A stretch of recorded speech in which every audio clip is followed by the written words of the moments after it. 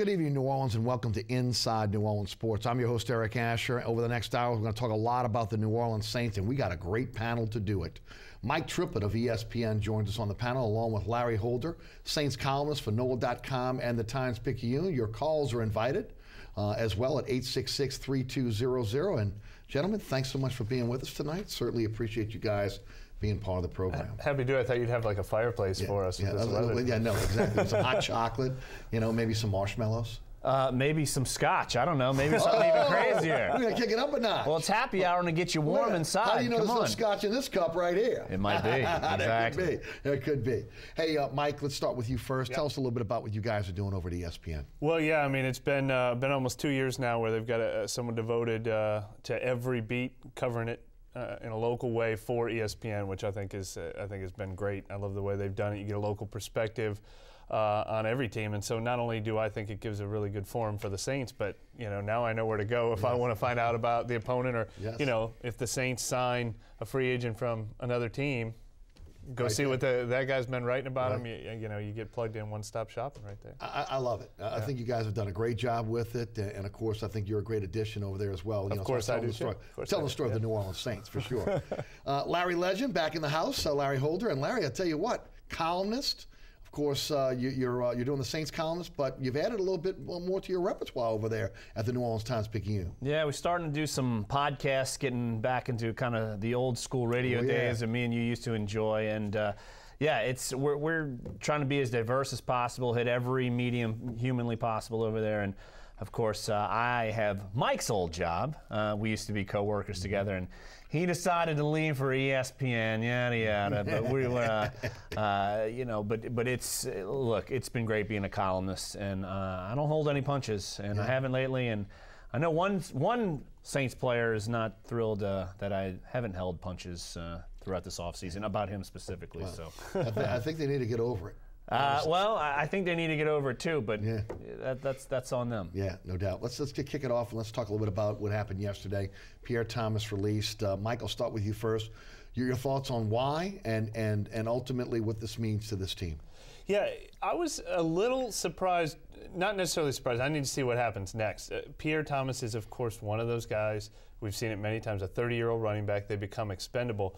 I'm curious, though, what it means for the rest of the running back position. Because as I wrote, if you're going to go cheap with a committee approach at running back, which I am fine with at that position, but if you're going to go with a cheap committee, then Pierre Thomas is your guy. He can do everything you ask him to. If he needs to fill in, he can be a workhorse running back. He can be a third down back. He can be a pass protector receiver. So it actually signals to me that maybe they're, even stronger, that maybe they're going to bring back Mark Ingram. Then Pierre Thomas becomes more expendable, or maybe they have their eye on another free agent that's a little more expensive. I don't think they're going to let Ingram go, let Pierre Thomas go, and not sign anyone else. Then all of a sudden, for the first time since I've ever covered the Saints, their cupboard would be bare at running back. Yes. Larry, what's your take? It's surprising in the sense that Mark Ingram's his availability next year is in question, because you look at everything. If you talk about it a year ago today, you would say Pierre Thomas would be gone after 2014. The writing was on the wall. Made him take a pay cut. He was banged up at the end of 13. Mark Ingram and Kyrie Robinson took over. His role was being limited starting this year. And it's a similar deal. By taking a pay cut, he guaranteed himself one more year. It's the same exact scenario that happened with Roman Harper the year before. He took a pay cut to guarantee himself one more year, and then they were going to let him loose. I think, though, the fact that Mark Ingram is actually going to be a commodity on the free agent market made it more of a surprise. And I'm curious to see, like Mike, where this running back rotation goes and who they're looking at in free agency. I keep wanting to look at, maybe they take a decent look at, say, a guy like Shane Vereen, who could probably do all of that. You pay a little bit more probably, but then you might have a Kyrie Robinson, Shane Vereen, and then someone somewhere else kind of guy. But again, we don't even know where they're going to purge next, who they're going to go after. So it certainly leaves all this up in the air. This isn't a purge that ultimately is set up to maybe give that money to Ingram. Is it more, we need to get under the cap? He's 30 years old. He couldn't play a full season last year. And now we're in a position where, at least for right now, we need to cut bait. Larry, your thoughts? I'm not sure if one is connected to the other because I think, like I said, I think the plan was Pierre had one more year and that was going to be the end of it. And yet, because of the way Ingram played and because of the money situation, I think they're trying to cut corners wherever they can. And because, look, if they want to be competitive within any kind of free agent, they've got to get as much money as humanly possible. I think cornerback is a huge thing for them. And I think if they're going to want to get a starter, they've got to get as much money possible. They got to not just get to the cap, they got to get significantly under the cap. And so they're going to go any which way possible. And look, how long has it been for the Saints where they say, look, we'll find a guy? Pierre Thomas is the perfect example of we'll find a guy. And then you had Chris Ivory, Kyrie Robinson, Joik Bell, who's actually now the #1 guy in Detroit. Right. They got rid of a #2 overall pick, Reggie Bush, in favor of Joik Bell in Detroit. I'll say this, though, I wouldn't get too caught up in the order they're doing things. $1.7 million they saved against the cap is kind of a drop in the hat. We've dissected, both of us have dissected all the different ways they can get under the cap with bonus restructures. Sure. If they wanted to, they could restructure any number of contracts. Pay cuts are to come with guys like Marcus Colston, maybe both their guards. More releases are to come. So they'll get under the cap. And actually, I think, as Mickey Loomis said, they're not in as bad a shape this year as they were in last year. So I think any move they make will be as football-based as it is financially based. They're not like, boy, we'd love to keep Pierre Thomas, but we just cannot find $1.7 million. I don't know if I agree with the move. I'll see what they do next. But this was a move that they made for football reasons, that they probably would have made if they were $10 million under the cap as well. I think we've all concentrated in the offseason on the loss of veteran guys, especially on what we saw on the defensive end, and the loss of that leadership, that maturity in the locker room, understanding the Peyton way. That was one of the reasons why I was a little bit surprised that Pierre was let go. I mean, again, there's a possibility that Ingram may go elsewhere, especially if, as Larry said, he may be a hot commodity on the on the free agent market. That was the one thing that kind of surprised me there. I thought Pierre is still a serviceable back, but I mean, again, I understand the money situation, but I thought there would be more of an emphasis now on maybe making sure they had leadership within those position groups. I think they need to stress leadership more. I don't think that means that they're going to field a team full of old guys. Sure. So like I said, it's football reasons. Now, the running back position I don't think was a huge concern. If they bring back Mark Ingram, it's certainly not a huge concern. That's one of the reasons I think they might. You hear them talk about him in glowing terms. Last year was all about all these young guys who sort of underachieved and maybe got a little too big for their britches. Ingram has never been a guy like that. He's done things the right way. He's been humbled and handled it, kept a good attitude. So it would be a shame to let him go. The one young guy who overachieved last year and finally reached his potential. But so you do want leadership. I'd be more surprised there was a report that Curtis Lofton might be in danger. I'd be a little more surprised. I think they need more leadership on defense, and that's a guy who's been a great leader, seems to have been a great leader for them. That would surprise me more than Pierre Thomas being there just for leadership. They got plenty of leadership on that offense. We both fielded, all of us have fielded the questions over the last week or so about Reggie Bush. Your thoughts on Reggie Bush, him coming back to New Orleans? And I'll preface that with saying that the only way I think that happens is if it's a cap-friendly deal. Yeah. He could be very similar to Pierre Thomas. I mean, they just cut Pierre Thomas, who would have cost them $2 million this year. They could bring in Reggie Bush, who would cost them maybe about $2 million this year. So maybe, but look, Reggie Bush got cut for a reason too. He's a back who's approaching 30 or 30 already, has a lot of miles on him, has faced a lot of injuries. If they could get the 2008 Reggie Bush, it'd be all over it. Larry, what's your take on Reggie? Look, he's not the player he was, and he was never the player everyone thought he would be. And honestly, I don't know how much Reggie would want to come back to New Orleans. It was a pretty messy divorce. They draft Mark Ingram. He goes on Twitter and basically says, "See you later, New Orleans." As soon as the lockout ends, they trade him, and they trade him for a late draft pick and a safety he's probably not on a roster anymore, Jonathan Amaya. So it's good not memory. Right. So it's not like it's not like they went out and got a whole bunch for him. And look, I think if you're gonna get rid of Pierre Thomas, who to me is more reliable, why would you bring in Reggie Bush, who can be a little more unreliable? And he's shown in Detroit he wasn't getting any better; he was getting worse. Right. Curtis Lofton, that did surprise me yesterday. We knew what the salary ramifications were of Lofton, But again, you're talking about a leader. You're talking about an Iron Man. I would like to see a little more speed at that linebacker position, but I thought, again, especially with probably Hawthorne on the block because of his salary, that again, maybe a guy like Lofton would be untouchable. Larry, what's your take on why maybe Lofton is being shopped now? Because his cap number is $9 million. That's exactly why. I think that's certainly part of it. But I also think the Saints, even though Lofton, there's no question, to me, he's really the only leader on defense. But that's not enough. I think they feel like maybe they're not gonna. They feel like he's not matching that number. Even if they drop his cap number, it would only drop what, $2.25 million. So you're not getting as much production, say $6.5 million. They probably feel like, look, you're not meeting that, and so we're going to eat at this even more. And curious to see where it ends up, because I think it would be certainly a loss as far as we've talked about a million times about the lack of leadership. You lose the one real leader in there, then what? And then David Hawthorne could become a cap casualty. You could go back to 2012 where you got to fill both of those spots, and they came in. But I think in the money sense, it certainly makes sense to visit. But I think the Saints, they feel like maybe they could find more there. And if they're going to keep him, he needs to be at a cheaper price. I found it interesting listening to your podcast yesterday that you thought that maybe they might have went to Lofton and asked him to maybe take a pay cut.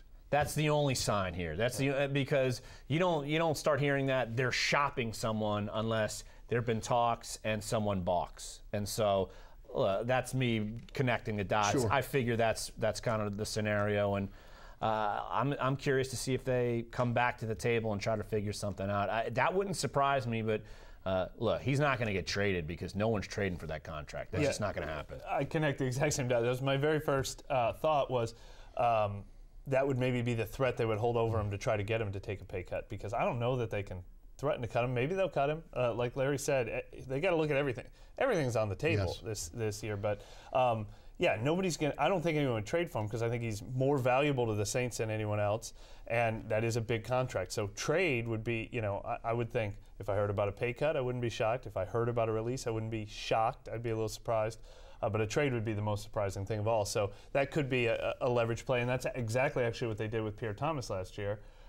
He agreed to a pay cut after he was being shopped as possible trade partner. But they're exploring everything, I'm sure. So, but my bet is that Curtis Lofton is back with this team, because I agree that you could definitely make an argument, and a lot of people do, a lot of analysts in this league don't love him. But the way the Saints are structured right now, they need to get younger, they need to get more athletic at the linebacker position. But he's the best one they've got of all their sort of inside linebackers. When you've got him, David Hawthorne, Paris Harrelson, Ramon Humber playing your most snaps, are you going to let all of them go and just say, bring on the rookies? I'd be very surprised if he goes, but that all big salaries are on the table. Especially in a complicated Rob Ryan system. I mean, that's the thing that really, you'd have to have somebody that, I don't know if you can bring a rookie in and allow them to digest that and call the plays, have the signals on the defensive side of the ball. Let's just put it this way. Curtis Lofton may have been the only person to understand Steve Spagnuolo's defense. There you go. So there you go. He was the only one who actually looked halfway decent within that defense. Yeah, I don't think you want to put it in the hands of a rookie. But let's not forget about this. The Saints, they don't draft linebackers. They either sign them out of free agency or they trade for them. They traded for Jonathan Vilma. They traded for Scott Shanley. They traded for Mark Semino. Look, Vilma and Semino were the two middle linebackers before Lofton. They didn't bring some young guy in. Maybe that's on the table at some point. Well, they certainly don't have one waiting in the wings now. No, which makes it harder to trade him or cut him. 866-3200 is the phone number. Let's head to the phone lines. And Belinda in Gray, Louisiana. Belinda, welcome to the show. Good evening. Good evening. I'm calling to see what y'all think about the future of Marcus Colston, and also with Tampa Bay having the #1 pick, what's the future of the NFC South? I'm going to hang up and let y'all answer. Thank you. Thank you for the phone call. Guys? All right. Well, I'll take Marcus Colston. I think he's definitely taking a pay cut if he stays. We both agree to that. Yes. I think he'll stay, though. I don't think they'll cut him. I think he's probably a realist. If he wants to keep playing, I think he'll know his market value. And so I think he stays with a pay cut. I'll say 80% chance of that, 20% chance he gets cut, but definitely cannot stay at his current salary. And I honestly think it would be a mistake for the Saints to kind of undercut him, because I still think he brings value. You look at the rest of the receiving core, they're all young guys. I think he fits in well as that number 2, number 3 guy. When you get Brandon Cooks and Kenny Stills, you get those 3 guys together, I think each are dynamic in their own ways. I think you're right. Marcus Colston is a realist. And so I think even late last season, he was kind of hemming and hawing, and he finally talked to us late at the end of the season. He knows what's coming. He's no dummy. So I think for him and the Saints, I think it's beneficial. And like I said, I still think he could be an asset. What about Tampa's number 1 pick? There's nothing better, right? Look, I'm surprised that call wasn't about Drew Brees. I feel like every time on here, somebody wants to blame Drew Brees. Oh, it's coming. It's coming. This is the beauty of having Drew Brees.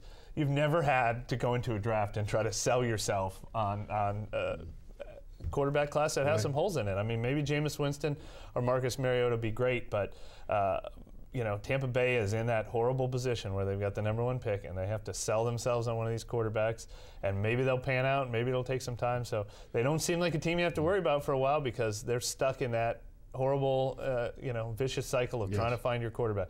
When you have one, not only have the Saints had a great quarterback, they haven't had to go shopping for a quarterback. Well, that'll come soon, and they'll be the Tampa Bay Buccaneers when Drew Brees retires, which is why Saints fans should be rooting for Drew Brees to play until he's 40 and find a nice groove. I would agree with that. What's your thoughts on Tampa? Look, I think Jameis Winston's going to be the pick. I do too. And I would be worried. I don't trust Jameis Winston. If you're Tampa, you would be worried. If I'm Tampa, I'd be worried. Right. Not if I'm the Saints, I wouldn't be worried. Right. No, because here's honestly, the Saints might play Tampa, and Winston might not even be playing. It might be Mike Glennon. I don't know. But that's the thing. There are so many holes with Jameis Winston on the field and off the field. And Mariota seems like the more clear-cut guy, and yet I don't think the guy ever took a snap under center in college. That matters. So definitely holes, and I know they're going to try to do their homework, and yet this thing could blow up in their face easily. This isn't an Andrew Luck, the kind of a class that they're looking at here. Yeah, I would agree with that for sure. Hayward is in New Orleans. Hayward, welcome to Inside New Orleans Sports. Hey, thanks for taking my call. Hey, Hayward. Got 3 questions. Saw on the NFL Network this morning that the Eagles was interested in Ingram, and I remember they reporting that defensive tackle from the Rams was supposed to be coming in to visit, and if they want to get down to the cap, what takes them so long to get rid of Patrick Robinson? And I hang up and listen. Thank you. Thank you. Ingram first.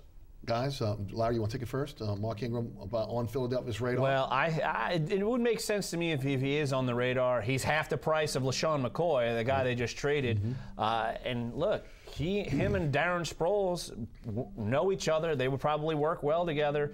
And the Eagles saw good and well what happens when Mark Ingram gets on a roll, because he ran right through them in the playoff game, in the wild card game, and really propelled the Saints to the win. So it makes a lot of sense to me. Yeah, there's 100 running backs on the free agent market right now, and 50 more in the draft. So I feel bad for them all. Their market value is all going to be diminished. But if you have to rank them, Ingram, boy, you can make a case for him number 2 behind DeMarco Murray. I mean, young, not a lot of tread on the tires, hitting his prime. So teams will be interested. I think there will be a ceiling there. I don't think anyone's going to overpay for any running back because the other options are so cheap. But if he ends up with the second biggest contract and the most suitors of any running back other than DeMarco Murray, I wouldn't be shocked. What do you think his worth is on the open market right now? That's really tough to say. I think $4 million is a magic number. I was thinking 4 too. If it goes over 4, the Saints will have to say goodbye. If it stays under 4, then they stay in. You look at some of the teams that have $69 million in cap space. They could just throw monopoly money at him if they want to. But that's sort of the cutoff line that I've been working on. The Saints can afford 4 and under. Other teams might be willing to pay more, but I don't think the Saints pay $4 million. I think they maxed out at $3.5 million with Sproles. I don't think they go to $4 million. But I think $4 and $5 million probably. And like I said, the Eagles are brought up. McCoy's number was what, $8 or $9 million, his cap number. So if you're going to get half the price, and you can mix and match Sproles and Ingram, I mean that makes a lot of sense. But yeah, I think between 4 and 5 is probably about right. How about the system? How much do you think that plays into Mark Ingram's thought process about where he's going to go next? A place where maybe he can carry the ball 25, 30 times a game as opposed to running back by committee as he's been here in New Orleans? Well, it depends. I mean, if a team that wants to have him carry the ball 20 times is offering more money than the team offering 30 times, then, I think he'll want to make the most money he can, go to the best team he can with the best offensive line. If the Dallas Cowboys come calling, he'd probably sign right up. But money usually talks in these situations. And if you've got 2 or 3 teams to choose from, maybe you take less to not go to Cleveland or Jacksonville right now or something like that. I think those would be more prominent than anyone who's promising him the most possible carries. Money talks. You're a running back. You better maximize it because your shelf life is extremely short. So money talks. You never know. If Cleveland or Jacksonville says, hey, how about $7 million? All right, I'll go play. In that case, it looks very attractive. Yeah. But no, I agree. I think he wants to go to a place where he will be the guy getting the most carries. Could that be New Orleans? I really think I know he's had a great attitude publicly. I mean, he doesn't say anything disparaging. But I think his time in New Orleans, he's been kind of soured.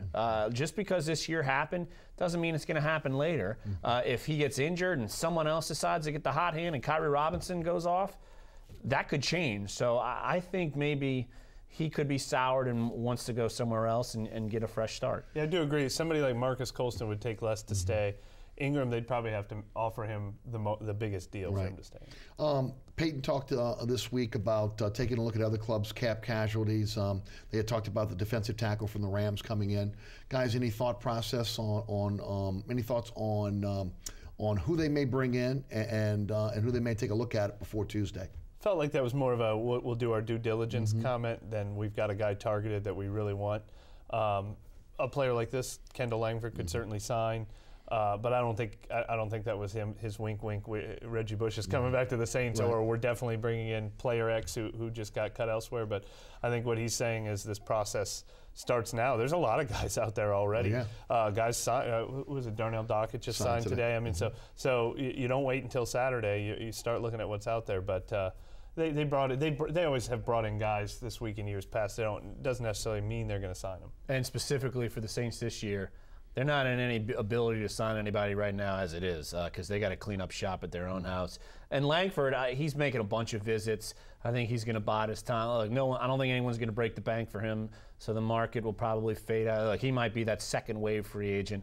Now, Darnell Dockett is a different story. Pro Bowl player, 49ers offered him more than Arizona. In his words, they didn't match, so he left. And look, San Francisco might be getting a really good player, but Langford, you don't need to rush out to get him. But veteran defensive tackle, I think they need to look there because they could use some depth. Right. Probably Bunkley, probably a cap casualty here in New Orleans. I would think so. I mean, he took a big pay cut last year. Maybe takes even bigger pay cut to be part of a rotation, but certainly a very likely cap casualty. What about Patrick Robinson? Well, he's an unrestricted free agent. So, and I know you wrote this. That you think he might be wanting to get a fresh start. I wouldn't blame him at all for wanting to get a fresh start. Now the Saints, if the market isn't great for him, maybe he comes back on a 1-year prove-it deal. Maybe he plays the nickel spot where it seemed like he played much better last year than he did on the outside. I bet the Saints would look at him in that way, but to me, he probably feels like he gained a little confidence. The cornerback market, people are going to be throwing money everywhere. Everybody wants a good corner. And look, everyone talks about his athleticism. And if he can go somewhere else and shine there and kind of get away from where things have gone poorly for him, I personally wouldn't even blame him. I think it might be good for his psyche. And he's someone who's been beaten up physically and mentally throughout his time in New Orleans. He's really been open about confidence being a struggle for him. And I actually think, you saw what happened with Robert Meacham when he went to San Diego and he realized the grass isn't greener. The money was greener. Yeah. Much greener. But I think Robert Meacham wouldn't take the money if he could do that over again. He's a certain type of personality, and Patrick Robinson kind of reminds me of that. It'll have to be the right situation for him. He's not going to. I don't know that he's a go to the highest bidder guy. I think he's a go to where he's comfortable guy. So we'll see. I can't imagine he's going to get a lot of money, but every time I see somebody ranking the free agents, maybe that's his reputation as a former starter and a former first-round pick. He's up there in that second wave of free agents, so maybe another team will take a chance on him. I think for him to stay in New Orleans, I don't think they would pay a lot, but they have stuck by him more than you know. Yes. I thought he'd be released More than I have. Yeah, I thought he'd be released. I've come back to him though. As a cap casualty last year, I thought he'd get beat out for a starting job last year. And then after they bench him in week 2, Sean Payton brings him in his office, gives him an encouraging message. They bring him back again. So there is something they've continued to really like about that guy. So I'll never write him off. And also, look, don't discount Dennis Allen's back. Yeah. He was there to help him rookie year, and you know, a somewhat familiar face, and he's he's risen from the ranks starting as a secondary coach. So you never know. To Fillmore in Harvey. Fillmore, welcome to Inside New Orleans Sports. Good evening. How y'all doing? How are you? I watched, Brady and Manning take pay cuts. Why Breeze wouldn't take one? Thank you for the phone call. I knew it was coming. It was on my list. Who wants to jump on it first? I'll start and say Peyton Manning taking a pay cut is different than anything Brady's done so far. It's different than anything any quarterback has ever done so far, I think, and more power to him. I think it's great. I think we'd all love to see our superstar leaders do it. I think as fans it's great. But remember, Peyton Manning is 3 years older than Breeze, could be his last year. Drew Brees has the kind of personality, I think when he is 38, 39 years old, he might be doing the exact same thing in New Orleans. I wouldn't be shocked. But of all the guys who have underachieved in New Orleans over the years, if you're saying Drew Brees take a pay cut, I mean, he's now what, the 5th or 6th highest paid quarterback in the league? That $100 million contract is $100 million. I understand it. It's eye-popping. He didn't live up to it last year, but to demand a pay cut from him, boy, he earned that contract for everything he did in the past and everything I think he can still do in the future. At $20 million, he is still the going rate, even the way he's played last year. And there's the misconception. Tom Brady did not take a pay cut. Right, true. He got more money to extend his deal out. So he actually he's making money off this deal. He did, though. I'll tell you what, we're going to find out this year. Everybody was so skeptical. He took less than market value for the late years of his contract, Right. and that starts this year. He's scheduled to play for $9 million this year, which everybody kept thinking there'd be some magic. They're going to rip it up and sign a new one. They haven't done that yet. So commend those guys. Wouldn't be shocked if Drew Brees follows suit, but just remember that they're all 2 or 3 years older than Brees still. And also with Brees, look, it's the Saints are not asking him to do this. Right. I guess they want. You want to go to your job? Hey guys, I'm gonna take less. Let me chop off $10 million. No, that's absurd. And look, the Saints are not going to do this. And the Saints knew this deal was coming. They knew they were going to get in trouble with it. And here's another thing. Look, if you're the Saints, I don't know if it's a good idea to go ask him to do it anyway because you have 1 year left. It goes up $1 million next year to $27 million. How much money do you want to have tied to a 38-year-old Drew Brees when his deal is up? Do you want to have a bunch of dead money attached to another year if you unload him? I think that goes in. That's one of the more underrated pieces to this whole puzzle. Guys, we've all talked about it. His first contract with the Saints, he outplayed that contract. He could have come back to the table at any time and said, "Look, man, I am underappreciated in terms of what you're paying me, and you know what? I'm holding out for more money." He didn't. He played that contract out. You look at it going forward now, as you mentioned, 1 more year after this year. Maybe they want to take a look-see and see how he plays this year. And maybe next year's the year where they talk about possibly maybe extending him 1 or 2 more years to kind of soften the blow in terms of the salary cap, and they look elsewhere this year. Your thoughts? Yeah, I mean, that definitely makes sense. My prediction, though, is that he is the Saints starter for 3 more years. Okay. Now, that's a prediction. Right. That's not a guarantee. And under contract for 2 this year and next year. I think he's got more in him. He keeps being compared to Brady and Manning. Mm-hmm. He's only, 36 now? He just turned 36, 37. He's going to be 38. I think he'll be their starter. like I said, I don't think they want to get in the Jameis Winston, Marcus Mariota, Mike Glennon, Sure.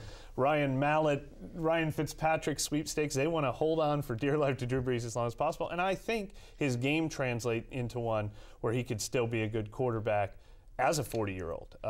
Still led the league in completion percentage, third down percentage last year. Arm strength, obviously an issue. Deep ball accuracy, obviously an issue. But yeah, maybe it's too early to try to figure out what he's going to be worth in 3 years. But I think they will talk extension next year, and I think they will eventually extend his contract. Figuring out what he's worth, it is probably a little too early to do that right now. But I'll throw this out. What if the Saints go 7-9 again next year? Then, okay, you're going to pay this guy and have a $27 million cap number when he's look. He threw a lot of picks last year, and he's not getting any younger. And I think you got to look real hard at what happens this year, because when it goes for quarterbacks, a lot of times it goes. It's a drop-off. Now, look, we've watched Drew be magnificent for years and years, and both of us don't anticipate a drop-off. But what if it does happen? Well, I think it's hard to gauge what goes on in the next couple of years, but because you got to see what actually happens. But was last year a byproduct of Brees as a diminishing player? Or, again, the offensive line being porous, a combination of a bunch of different things, the injury, the oblique injury early. I mean, I don't think Drew Brees is a descending player, personally. Well, he's slightly descending, of course, but you didn't mention the biggest byproduct of all, a horrible defense. And Drew Brees it's not an age thing. Drew Brees' 2014 season was an exact 100% repeat of Drew Brees' 2012 season. And you say interceptions, he had more in like 07 or 08. Mm-hmm. This was actually like his fourth highest interception total with the Saints. When he's played with horrible defenses and poor run games and shaky offensive lines, he tries to do it all himself. Yes. And that's his biggest flaw. He'll admit that's his biggest character flaw. It'd be great if he cut down the interceptions. He's never going to. He's always been Brett Favre. In 2013, 2014, I think Drew Brees had identical seasons. His deep ball arm strength, his accuracy, everything about him. In 2013, their defense was ranked 4th. In 2014, their defense was ranked 31st, and I think he threw more picks as a result. And they asked him to do everything, and he did not come up very clutch in late game situations last year. It was a negative. You give him a thumbs down for his season compared to his value. But if we're trying to say, what does this player have left in him?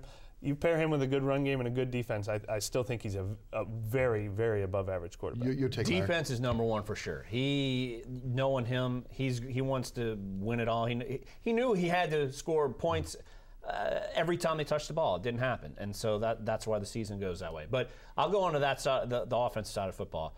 Up the gut, pass protection was not good. Mm-hmm. And I've been critical of Jari Evans. I've been critical of Ben Grubbs. Rightly so. And they need to improve there. Sean Payton has said this publicly. They need to improve there.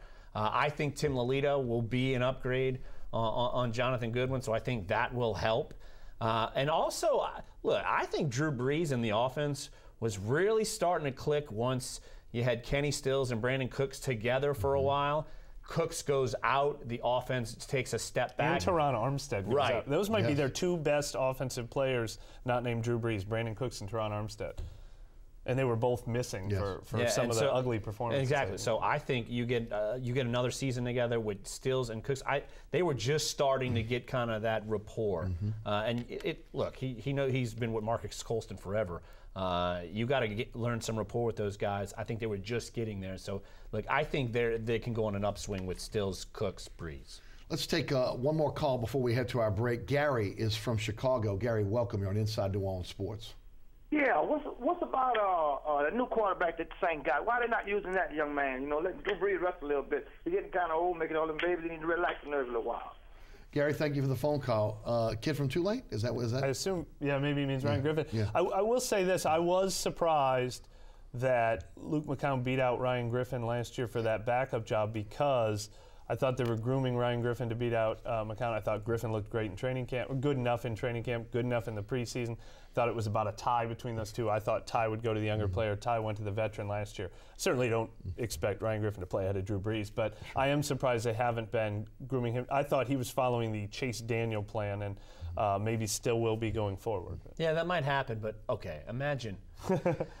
Drew, let's have a rest. You're making $26 million. You don't think the fans would be going bonkers? And Tom Benson, Mickey Loomis be like, Sean, what on planet Earth are you doing? So no, but look, but I think going back to Mike's the quarterback debate backup, I think they didn't like what they saw from Griffin in a couple of those preseason games, and they said, oh, I'm not sure quite yet. So, and I think they're bringing McCown back just in case.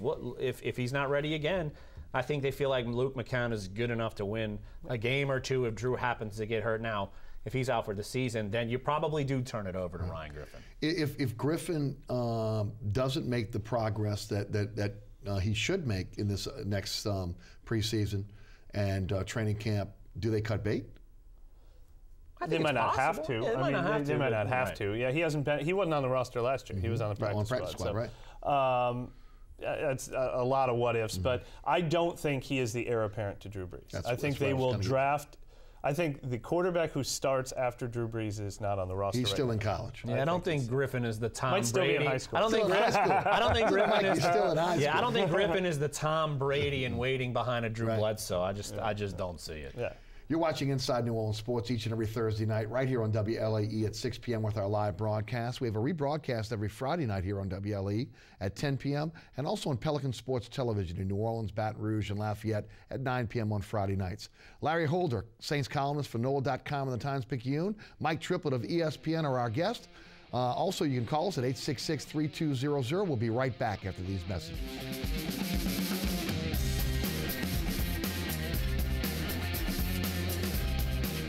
Inside New Orleans Sports with Eric Asher is underwritten by...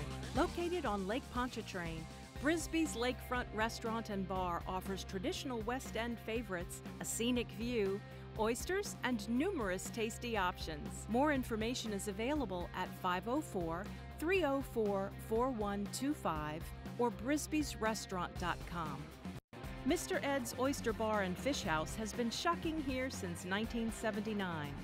Located at 3117 21st Street in Metairie, Mr. Ed's Oyster Bar and Fish House offers raw, fried, and grilled oysters as well as a range of Cajun and Creole dishes.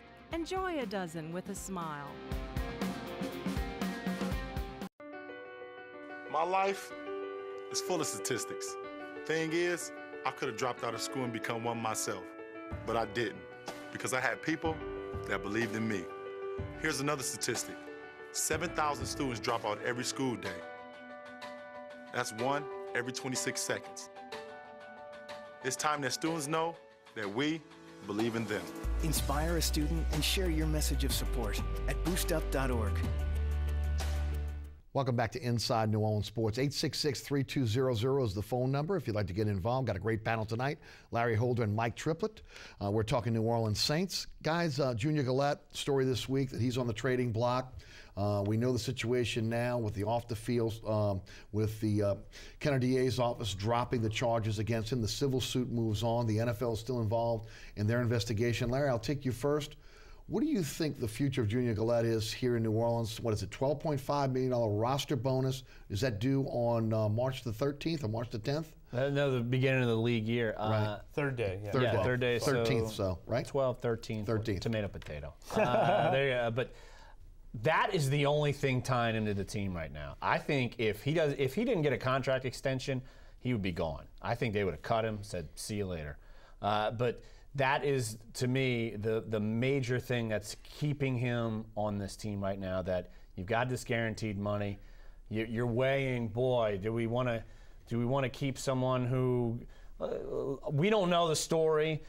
Something stinks, though, and something stinks with what happened. And it's not the first time we've heard some issues with Junior Gillette. I could tell you the organization was none too happy with him basically putting gasoline on Vilma and Fajita and Will Smith and lighting a match and saying, oh, you guys were terrible. No, sorry. So that follows him. And I'm sure there are other things that we don't know about. So that the contract is the only thing that's tying him to this team. And I don't think he even realizes that at this point. Right. Well, it depends how serious it is. If if they are so disturbed by what they've seen, then they'd get rid of him. Can they afford it though, Mike? $12.5 million. Now look, I'm not going to compare him to Aaron Hernandez or Greg Hardy. The Carolina Panthers just won the division last year, paying $13 million to Greg Hardy, who never played a game. So if the legal issues, if their investigation found out that legal issues were bad enough, then all of a sudden you say, well, we've got to find another way. If it's attitude and leadership and maturity issues that concern them, then yeah, maybe they have to eat the contract. So they know where exactly they sit on Junior Galette, and we don't. I'm curious and waiting to find out, but yeah, the timing is really terrible. And the other thing is, what they want to do, what they always plan to do, what the contract was basically written to do, was to convert it to a signing bonus, which alleviates the cap pressure by $10 million. But if you cut him, then it's $12.5 million against the cap right now, plus whatever is left from the signing bonus he got last year, a couple more million. So it is really, really, really hard to cut him. They would have to really, really want to cut him, and I'm not sure what they plan to do, but we'll obviously find out in the next few days. Well, say you convert the bonus, cut him later, see what happens in the draft. Maybe that's a scenario you could do, but if they want him out bad enough, they're going to do it. Yeah. And I don't know how bad they want him out, but I guarantee you it's on the table. I'm willing to bet that his future is on the table today, tomorrow, the next day. And I think they know they have to make that salary work. But there's a reason to me. Rob Ryan is at Clemson's pro day because he's looking at Vic Beasley. Right. Because he could take over at that spot if need be. Back to the phone lines we go. Toby is in Gretna. Toby, welcome to Inside New Orleans Sports. Yeah, this is about Coach Payton. Do you think that did he have final decisions on draft picks before or after the Super Bowl? And number two, do you think he just might ignore the scouts on John Baptiste and just so we can coach him up? I'll hang up and listen. Thank you. Thanks. Guys, I think that Peyton's always had the ability to make all the decisions on the football side. Am I right? I've always gotten the impression it's been pretty good collaboration. Right. Like, I've never even heard of a situation where it came down to, I want this guy, no, I want this guy. And I've heard, Peyton certainly, Mark Ingram was a guy Peyton loved, no question about it. But I think they've trusted, they've loved Ryan Pace, who they put in charge of this the last couple of years. So I think they reach consensus before they get in the draft room, and I don't think there's a huge, this is who Mickey wants, this is who Sean wants, this is who the scouts want. I don't think that's happened too much over the years. So he's certainly involved, but there's a consensus there. I think they were all sold on John Baptiste as a guy to draft last year, but draft picks don't matter when it comes to who's playing in week 2 of the NFL season. They don't say, coaches don't ever say, what round did we draft him in? We've got to play him. That's out the window. They did not feel like he was ready to play last year. That doesn't mean that the potential that the scouts saw won't ever develop, but it means they did not see it during last season, and that's when the coaches have absolute say. Nobody's going to step in and say, you have to play this guy because we drafted him in the second round. And I don't think Sean is going to say, oh, I'm not listening to any of you guys, scouts. I'm not listening to anything. I like this guy. No, the scouts, they're there for that reason. And you lean on them. Yeah. If you don't lean on them, what are they doing there? And there's a reason why you brought up Ryan Pace. Look, they're very high on Terry Fontenot, their pro scout guy now. And so there's a reason why the Saints were able to find these guys. It's not because Sean Payton's going to pro days and Sean Payton's looking at tape. He's relying on these guys, and he's trusting where they go. I'm sure he says, oh, well, do I want to take a wide receiver here, or do I want to take a defensive lineman? I'm sure he said, well, if I prefer that, then they'll go with it. But they're within range. He's not going to go reach for somebody. And I think they felt like they know they reached on Baptiste.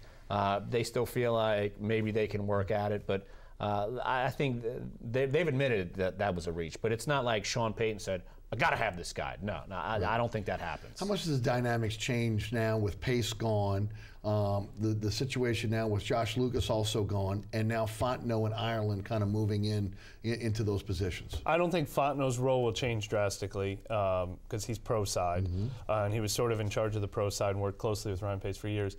The college will change quite a bit. They kept all their area scouts and all the guys who put the grades together, met with the coaches, met with the players, saw all the film and everything. But could we see a purge after the draft, though? I don't necessarily know that they are looking to purge. I think Rick Rieprisch's role had diminished in recent years, but I've never heard that they want to get rid of the other guys necessarily. But they want. I don't even think they were necessarily going to bring in Jeff Ireland until they lost Ryan Pace. Ryan Pace had sort of taken over the umbrella over college scouting in the last couple of years. That was a change they made. So when they lost him, the idea was, re-promote somebody. I think that nailed the idea of bringing in a fresh guy to oversee things. But I don't know that it'll be a complete purge. But Jeff Ireland was a big move, and they're bringing in a guy on the fly here who will have different ideas and different ways of doing things. And with Ireland, I think you lose the Pace over the umbrella.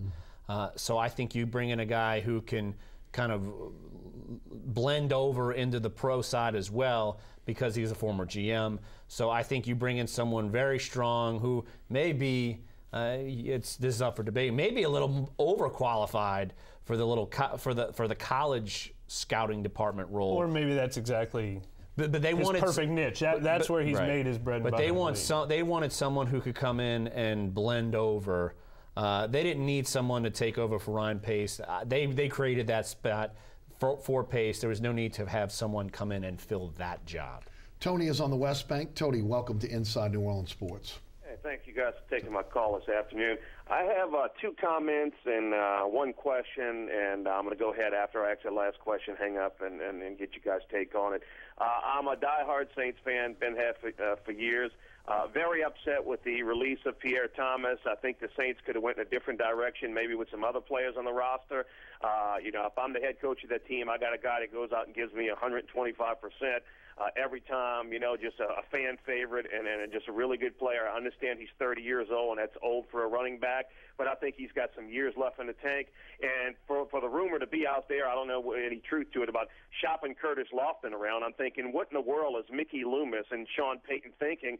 This is your top tackler on the team. Okay, let's bust up the defense now. I don't know where they're going. My prediction is Sean Payton won't be the head coach in New Orleans in 2 years. I think he's lost his magic. And my question is, I noticed today on the national news that Peyton Manning decided in his last year, making $19 million, that he was going to help the team because he wants another Super Bowl ring. He wants good players around him, and he signed a deal, $4 million less. He's going to play for $15 million versus the $4 million to give the team some cap money. Is Drew Brees willing to do that? Thank you for the phone call. Well, I think we kind of addressed it, but go ahead. It's funny, though, in the same phone call, he says, why are you getting rid of Pierre Thomas? Why are you getting rid of Curtis Lofton? And Drew Brees should give money back. I mean, Pierre Thomas hasn't earned the value of his contract. Curtis Lofton maybe hasn't earned the value of his contract, and Drew Brees maybe didn't earn the value of his contract. I feel so bad for Drew Brees that Peyton Manning did this, because now everybody's going to throw it. It's all relative. It's player by player. What a quarterback costs in the NFL. Do you want to go out and pay $18 million for Jay Cutler? Do you want to pay $16 million for Alex Smith? You got to get the $20 million out of your head. Quarterbacks cost different amounts of money than other players, and that's the sad reality of the NFL. Do you want $20 million for Joe Flacco, $20 million for Matt Ryan? Does anybody want to trade Drew Brees for these situations? Meanwhile, Curtis Lofton, I think, played very good last year. One of the few guys who overachieved, but he's making a lot of money. Pierre Thomas, I think they could have used him more the last couple of years, but based on the amount he played the last 2 years, probably making a little more. It's all relative for each position in the NFL. All right. And for me, look, you can watch Pierre Thomas, Kyrie Robinson, Mark Ingram. Pierre Thomas looks light years slower than those guys. I mean, those guys are fresher. And there's a reason why he only got 45 carries this year. Look, he was a number 3 guy. They were trying to put him more in that Sproles role because they lost him. They were putting him out wide receiver at times. But then the injuries happened. You had to kind of switch that right away. But look, we mentioned Pierre earlier. You look at last year, took a pay cut.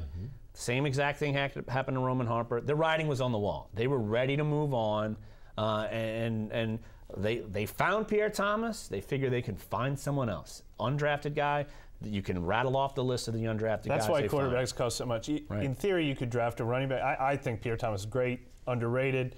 I wouldn't have necessarily cut him either. I think they should have been giving the ball even a little more than they did. All that being said, you could draft a guy in the early 3rd round who could probably bring similar production. You cannot, if you decided to get rid of Drew Brees, You cannot find a quarterback. They don't exist in the NFL. You can't get a good quarterback. And let's be honest, Peyton Manning, he took $4 million. They win a Super Bowl, he gets it back. He gets it back, right. And how much more money has Peyton Manning earned when than he was Drew 36, he didn't take a pay cut. When he was 37, he didn't. When he was 37 coming off neck surgery, he signed for $19 million a year. And that helped propel Drew's deal, Yeah. and they both have the same agent. Guys, let's talk about Sean Payton for a moment. I think we're going to see a refocused Sean Payton. I think we're going to see a refocused front office, especially with now Peyton back, seeing what happened last year. I think this is going to be one of the toughest training camps within the structure of the NFLPA now that we've seen, maybe going back to 2006. Larry, I'll take you first. Your thoughts? Sean Payton knows he let things slip, and he obviously didn't see it happening in front of his eyes. But it started happening, and during the season, snowball, and you couldn't get it back. Now, he certainly had time to figure out where the problems are. How does he properly address that is another issue, but look, he felt like Rob Ryan wasn't the ultimate problem, kept him. Looking at all these players on defense, to me, he's thinking players are probably more of the problem than Rob Ryan. Now, he brought him help. He stressed how he wanted to bring him help, brought in Dennis Allen. Now, if Rob Ryan fails, the replacement is in the room. No doubt.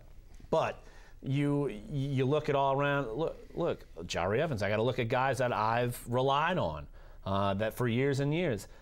Nothing, even himself, what he does, I think nothing is going to be unturned, and you have to do that. I think he's probably learned that from Bill Parcells and all this. You've got to look everywhere. When you go 7-9, you can't blame a bounty season. You can't blame this. You can't blame that. It's everything that happened under his umbrella, him and everywhere else. So I think he's I think he's always focused, but he knows you've got to fix this or there are going to be problems again. You know, it was interesting last year, the Greenbrier, everybody wanted to blame the Greenbrier, Yes, right? And I disagree with that. I think you can win a Super Bowl training at the Greenbrier.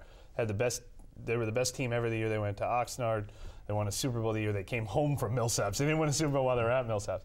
But one thing that was interesting is one of the explanations for being at the Greenbrier was you go to places like Millsaps and dig into the ground and work in the dirt when you need a culture change, when you're beating a new team in the ground.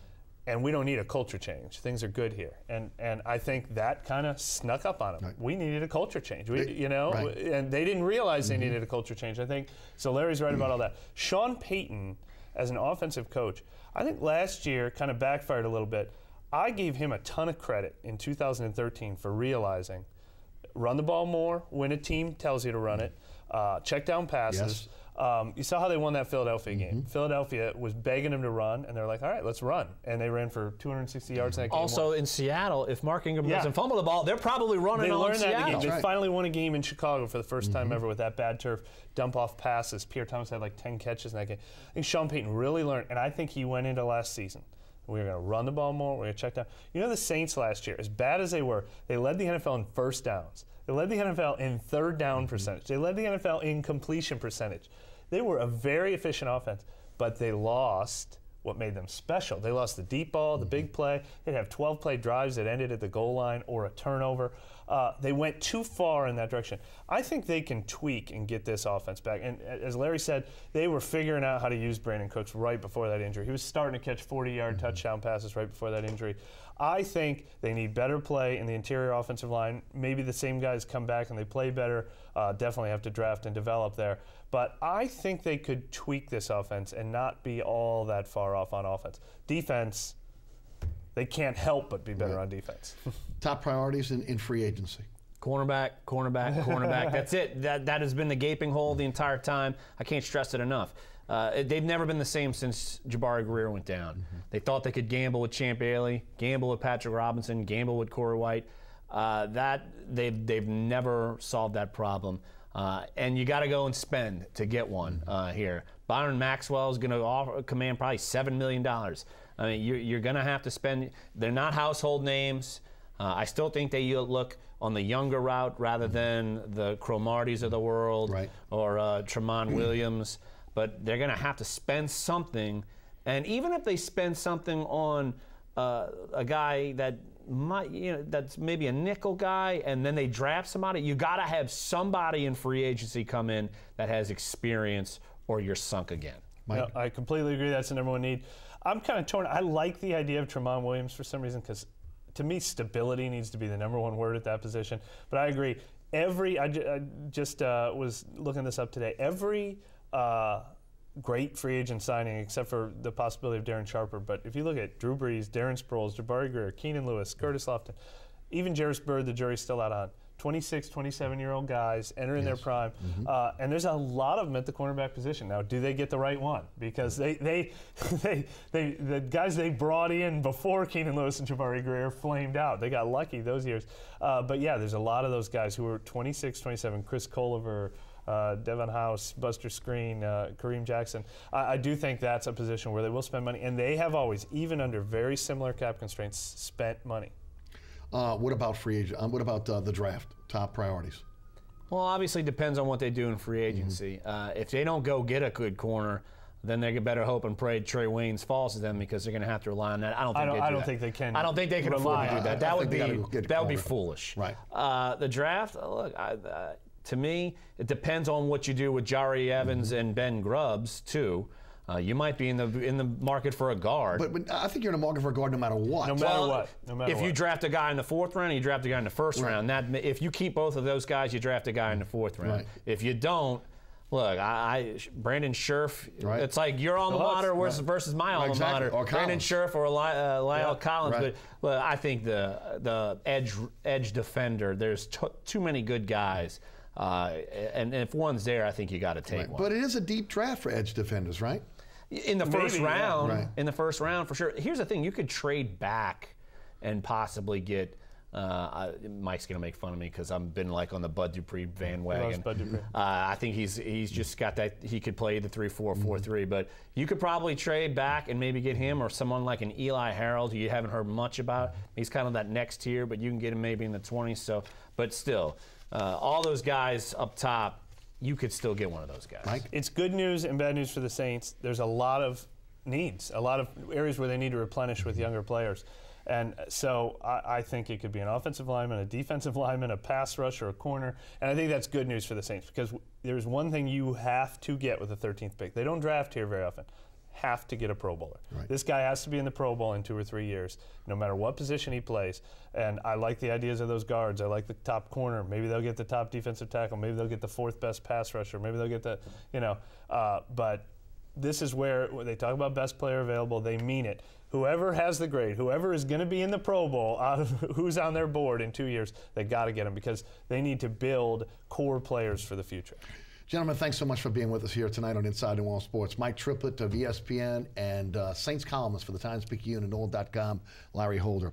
Thanks so much for tuning in. Remember, there's a rebroadcast of this program each and every Friday night right here on WLE at 10 p.m. Also on Pelican Sports Television at 9 p.m. In New Orleans, Baton Rouge, and Lafayette. You can catch me on the radio weekdays, 11 a.m. to 1 p.m. on 990 a.m. WGSO. Also, you can download my podcast or listen live to the radio show at ericasher.com. And if you missed any of the previous episodes of Inside New Orleans Sports, you can catch those at ericasher.com as well. Again, special thanks to our guests. Great panel tonight, Larry Holder and Mike Triplett, along with the WLAE production staff, including Ron Yeager, Jim Dotson, Donovan Joseph, Kenny Juneau, Philip Williamson, Amanda Lyons, and my director, William Hill. For Larry Holder and Mike Triplett, I'm Eric Asher. Thanks so much for watching. Thanks so much for participating in Inside New Orleans Sports. And we'll see you right back here next Thursday night, 6 p.m. Have a great week. And again, hopefully, we'll see some good moves next week for the Saints as well.